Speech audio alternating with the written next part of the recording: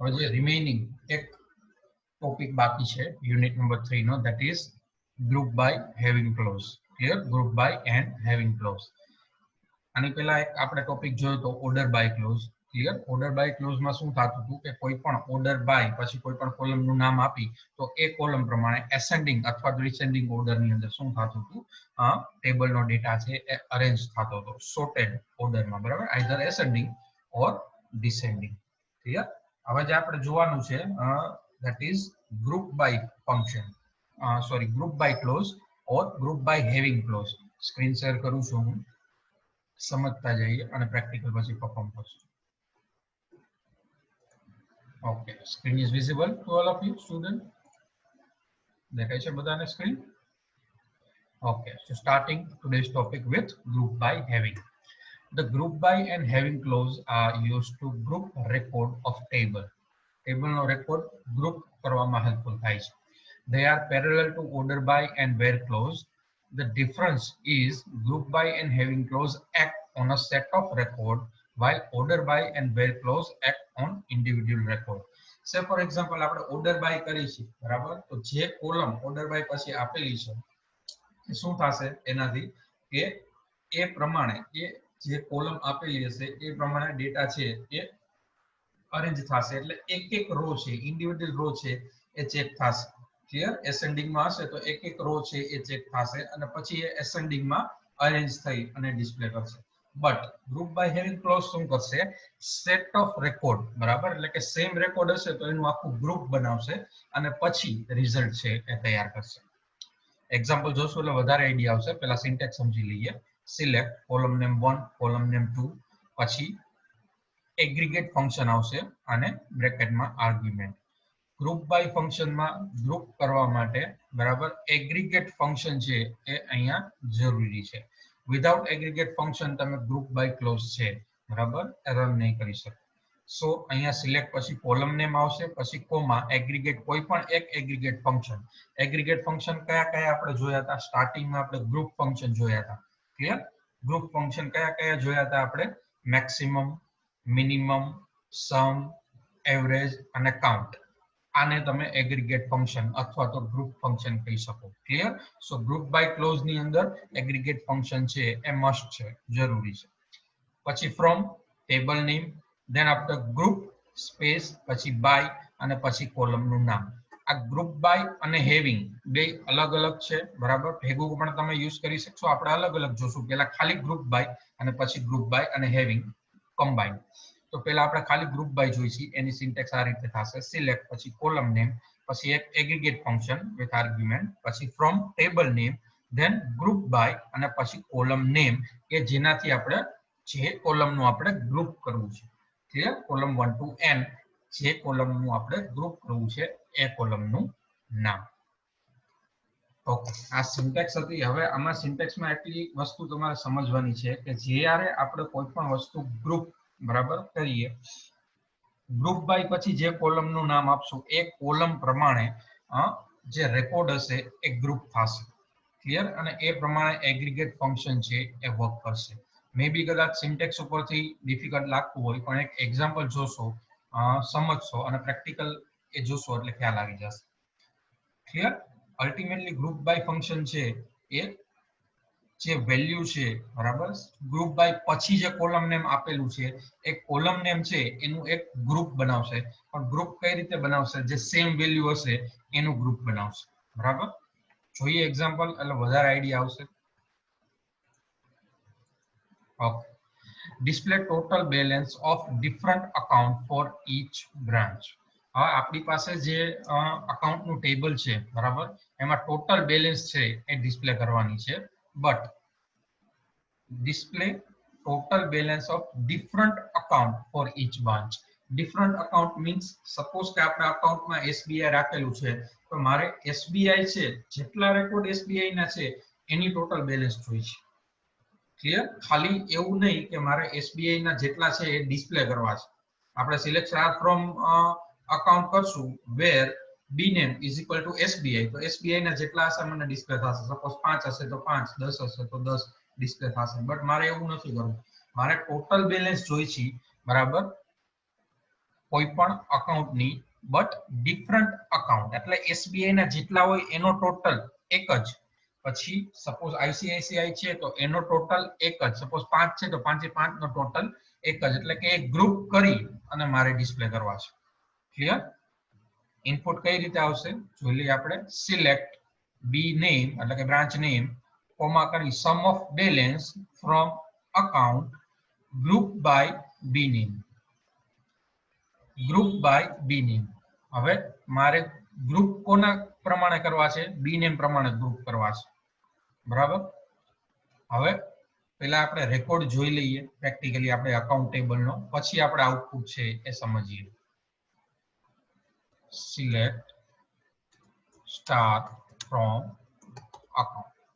Okay, account table ની અંદર આપણી પાસે જે રેકોર્ડ છે અકાઉન્ટ નંબર, બેલેન્સ, બી નેમ 3 કોલમ છે અને આ 5 રેકોર્ડ છે. બરાબર. એમાં બ્રાન્ચ નેમ તમે જોઈ શકો છો SBI છે, BOB છે, SBI છે, PNB અને ICICI. SBI ના રેકોર્ડ છે એ 2 ટાઈમ છે. બરાબર. બીજી એવી કોઈ બ્રાન્ચ નથી કે જેના 2 વખત આવતા હોય. બરાબર, નામ આવતા હોય. આપણે એક રેકોર્ડ અપડેટ કરી નાખી છે. ફોર એક્ઝામ્પલ આ BOB છે એની જગ્યાએ PNB કરી નાખી. આપણે ઇઝીલી ગ્રુપ કરી શકી એટલા માટે. બરાબર. આમાં હું ચેન્જ કરું છું. મારે એ કરવું હોય અપડેશન, અહીંયા PNB છે સોરી BOB છે એની જગ્યાએ મારે PNB કરવું છે તો હું કયો કમાન્ડ યુઝ કરીશ? Update command. Clear? Update account set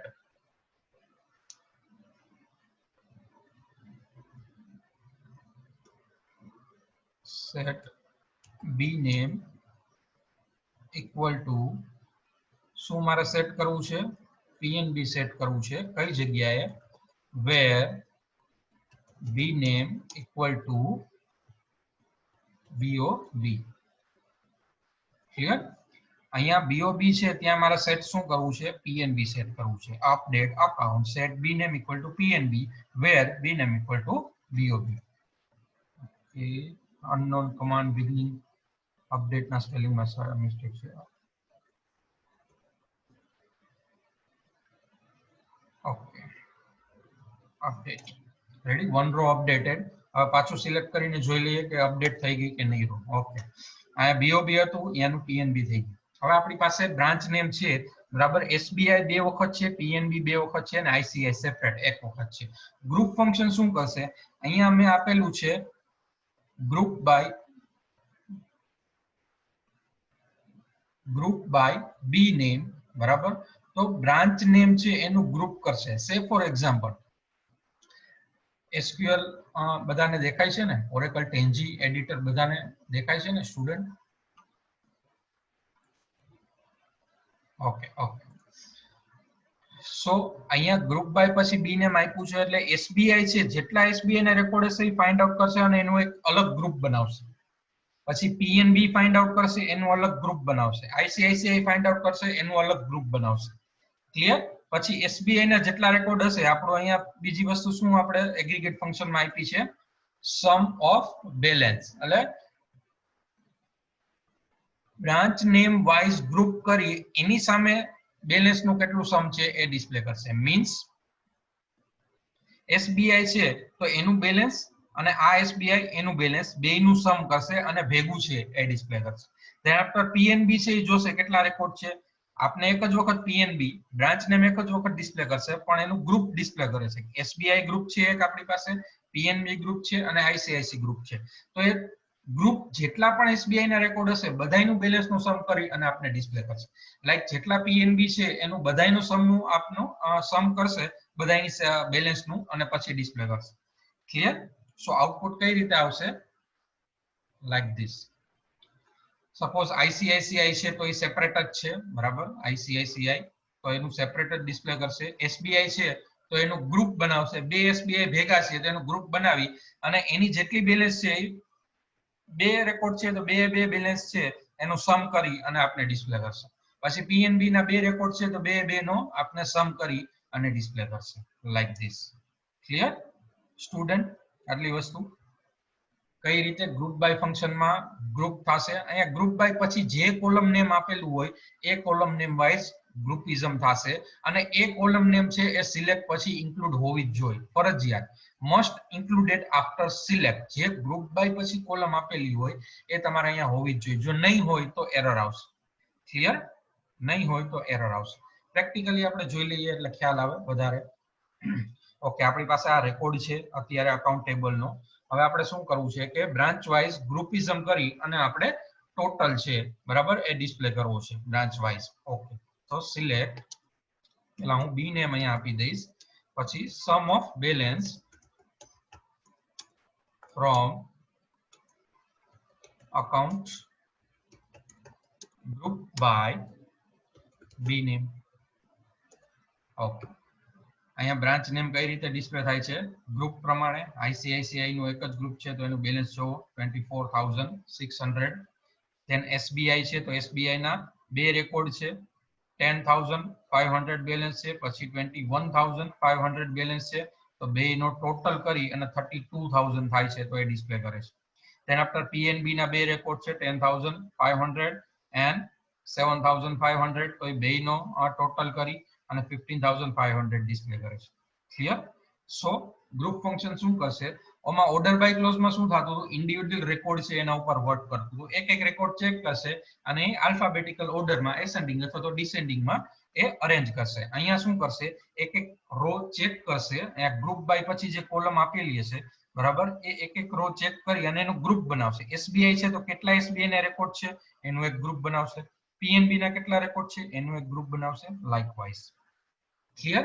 અને એકોર્ડિંગ ટુ ધેટ જે એગ્રીગેટ ફંક્શન આપેલું હશે એ ડિસ્પ્લે કરશે. તો આમાં એગ્રીગેટ ફંક્શન છે જરૂરી છે બરાબર. પેલા કોઈ પણ કોલમ નેમ પછી એગ્રીગેટ ફંક્શન આપવું જરૂરી છે. આ રીતે તમે મેક્સિમમ બેલેન્સ પણ આપી શકો કે એસબીઆઈ નું ગ્રુપ છે એમાંથી મેક્સિમમ બેલેન્સ કોની, પછી પીએનબી નું ગ્રુપ છે એમાંથી મેક્સિમમ બેલેન્સ કોની. તો અહીંયા આપણે મેક્સ બેલેન્સ એવું આપી દઈએ બરાબર, તો પણ થઈ જાય. ચાલો, આમાં કોઈને કઈ ડાઉટ સ્ટુડન્ટ? ગ્રુપ બાય માં કોઈ પણ doubt?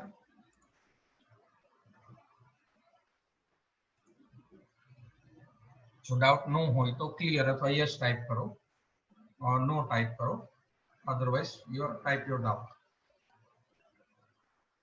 Okay, almost student type clear.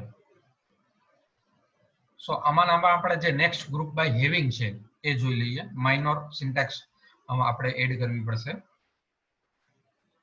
Okay, group by with having clause. Group by having છે તો એની સિન્ટેક્સ સિલેક્ટ, પછી column name, aggregate function, then after from table name, પછી ગ્રુપ બાય, પછી column name, પછી હેવિંગ, પછી condition આવશે. જેમ આપણે વેર ક્લોઝ પછી કન્ડિશન આપતા હતા, લાઈક હેવિંગ પછી આપણે કન્ડિશન આપી શકીએ. Clear? The having clause filters group based on the specified condition. The having clause filters group, એટલે કે જે ગ્રુપ આપેલા છે, સપોઝ ગ્રુપ બાય પછી જે કોલમ આપેલું છે બરાબર. હવે એમાં ત્રણ, સપોઝ કે આપણે હમણાં આની પહેલા જે એક્ઝામ્પલ જોયું કે ગ્રુપ બાય બી નેમ, તો બી નેમ ના ત્રણ ગ્રુપ આવ્યા. એસબીઆઈ નું ગ્રુપ આવ્યું, પછી પીએનબી નું આવ્યું અને આઈસીઆઈસીઆઈ નું. હવે એમાંથી ફિલ્ટ્રેશન વાળો રેકોર્ડ આપણે જોતો હોય બરાબર, આપણે ગ્રુપ બાય કરીશું બ્રાન્ચ નેમ વાઇઝ અને એમાંથી આપણે ખાલી એસબીઆઈ વાળો રેકોર્ડ જ જોઈશું બરાબર. એમાંથી આપણે કન્ડિશન છે એ ફૂલફિલ થતો હોય એવો રેકોર્ડ જોઈશું ગ્રુપિઝમમાં પણ. તો આપણે હેવિંગ પછી એક કન્ડિશન આપી શકીએ, જેમ આપણે વેર પછી કન્ડિશન આપતા હતા. ક્લિયર? સપોઝ મારે એવું જોતું હોય કે એસબીઆઈ નો રેકોર્ડ જ જોતો હોય તો આપણે શું કરી, select star from account where B name equal to SBI બરાબર. પણ એ વેર ક્લોઝમાં. ગ્રુપ બાયમાં જો આપણે કન્ડિશન પ્રમાણે ગ્રુપિઝમ પણ કરવું છે અને આપણે કન્ડિશન વાઇઝ ગ્રુપ છે એ ડિસ્પ્લે કરવું છે, એટલે કે ત્રણ ગ્રુપ છે અથવા તો પાંચ છે, એમાંથી મારે કોઈ સ્પેસિફિક ગ્રુપ છે ડિસ્પ્લે કરાવવું છે, તો એમાં હેવિંગ પછી હું કન્ડિશન આપી દઈશ. ક્લિયર? તો આ રીતે થશે. Suppose display total balance of different account for SBI branch only. ઓમાં આપણે બધી બ્રાન્ચ છે ડિસ્પ્લે કરતા હતા, હવે મારે ખાલી એસબીઆઈ જ જોઈશે, તો આપણે આવી રીતે ઇનપુટ આપી શકશું. Select B name, sum of balance from account group by B name. આટલું સેમ જ છે. ક્લિયર? આપણે એડ શું કરશું, having B name equal to SBI.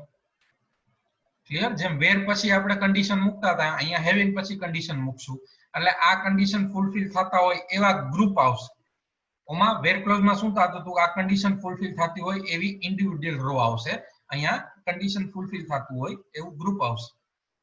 Like આ જ ક્વેરી ની અંદર આપણે suppose group by B name છે અહીંયા હું આપીશ having B name is equal to SBI. Okay, invalid B name. Okay, B name ના સ્પેલિંગ માં મિસ્ટેક છે.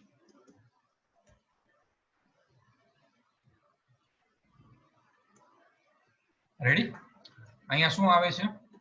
Only SBI. 3 ગ્રુપ છે પણ એમાંથી આપણે કન્ડિશન પ્રમાણે એક જ ગ્રુપ જોઈ છે કે જે બ્રાન્ચનું નામ એસબીઆઈ છે, એટલે એસબીઆઈ વાળું ગ્રુપ છે એ જ મારે ડિસ્પ્લે થવું જોઈએ. તમે જોઈ શકો છો અહીંયા 3 ગ્રુપમાં એસબીઆઈ, એની બેલેન્સ છે 32,000. તો અહીંયા વેર હેવિંગ પછી બી નેમ ઇક્વલ ટુ એસબીઆઈ આપ્યું તો મને એસબીઆઈ નો રેકોર્ડ જ ડિસ્પ્લે કરે છે. એસબીઆઈ નું ગ્રુપ છે એનો જ સમ નું મને જે બેલેન્સ છે એનો સમ છે એ ડિસ્પ્લે કરે છે. Clear student? ચલો હવે આમાં કોઈને કઈ doubt? Any doubt regarding group by having clause? ખાલી ગ્રુપ બાય એક્ઝામમાં પૂછાય કે ગ્રુપ બાય હેવિંગ પૂછાય, બરાબર? એક્ઝામમાં આવડવું જોઈએ. ચલો એની doubt regarding group by and having clause? Type your doubt, otherwise type clear and no in chat box.